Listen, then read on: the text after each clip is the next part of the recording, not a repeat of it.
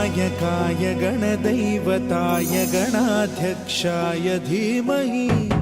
गुणशरीराय गुणमण्डिताय गुणेशानाय धीमहि गुणातीताय गुणाधीशाय गुणप्रविष्टाय धीमहि एकदन्ताय वक्रतुण्डाय गौरीतनयाय धीमहि गजेशानाय भालचन्द्राय श्रीगणेशाय धीमहि